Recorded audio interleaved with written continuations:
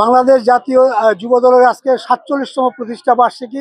দিনাজপুর জেলা যুব দল এই দিবসটি পালন উপলক্ষে ব্যাপক প্রস্তুতি গ্রহণ করেছে। কিছুক্ষণ আগেই দিনাজপুর ইনস্টিটিউট মাঠে জেলা যুব দলের প্রতিষ্ঠা বার্ষিকীর শুভ উদ্বোধন করলেন কেন্দ্রীয় বিএনপি কেন্দ্রীয় কমিটি স্থায়ী কমিটির সদস্য ডাক্তার A.K.M জাহিদ হাসান।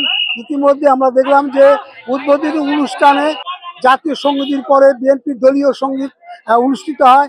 এরপরে আপনার সারিবদ্ধভাবে আপনার এই যে বিএনপির যে বর্ণাঢ্য যে শোভাযাত্রা, এই শোভাযাত্রা শুরু হয়েছে দিনাজপুর ইনস্টিটিউট থেকে এবং এই শোভাযাত্রার নেতৃত্ব দিচ্ছেন কেন্দ্রীয় বিএনপির স্থায়ী কমিটির সদস্য ডাক্তার A.J.M জাহিদ হোসেন। এখানে রয়েছেন জেলা যুব দলের আহ্বায়ক A.K.M মাসুদুর রহমান, এছাড়া রয়েছেন সাধারণ সম্পাদক রেজা এবং যুব দলের যারা যুব দলের কিন্তু এই বর্ণাঢ্য র্যালিতে আপনারা অংশ নিয়েছেন।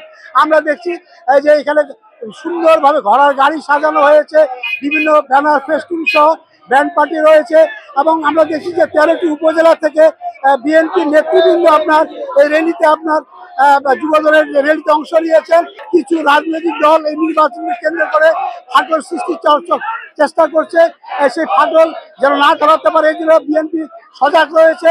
এবং আরেকটি বিষয় যে এইখানে তারা যেটা বলেছেন শহীদ রাষ্ট্রপতি জিয়াউর রহমানের আদর্শকে তারা ধারণ করে ঐক্যবদ্ধ রয়েছেন এবং তাদের নেত্রী বেগম খালেদা জিয়া যে নির্দেশনা দিয়েছেন সেই নির্দেশনাকে সামনে রেখে তারা এগিয়ে যাবেন এবং তাদের আদর্শের কোনো বিচ্যুতি হবে না।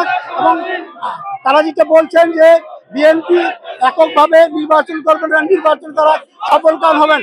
তো আমার কাছ থেকে এই জাতীয় বিএনপির জেলা যুব দলের 37তম প্রতিষ্ঠা বার্ষিকী শোভাযাত্রার সর্বশেষ এই ছিল। গোলাম নবী দুলাল, সময় সংবাদ, দিনাজপুর।